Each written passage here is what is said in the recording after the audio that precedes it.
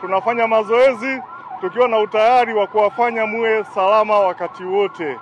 Kuelekea kwenye kipindi cha uchaguzi mkuu tarehe 29, tunataka kuwahakikishia kwamba mkoa wa Tabora uko salama, utakuwa salama, uchaguzi utafanyika kwa usalama, na baada ya uchaguzi tutauacha mkoa wetu ukiwa salama.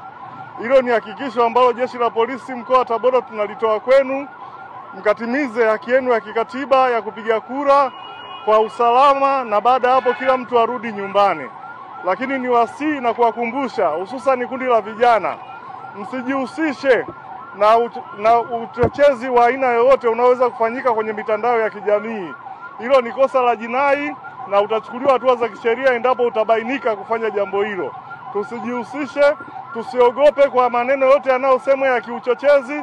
Amani ipo ndani ya mkoa wetu wa Tabora, na tunawahakikishia kwamba mkoa utaendelea kuwa salama. Kama mnavyotuona, tuko na utayari wa kutosha.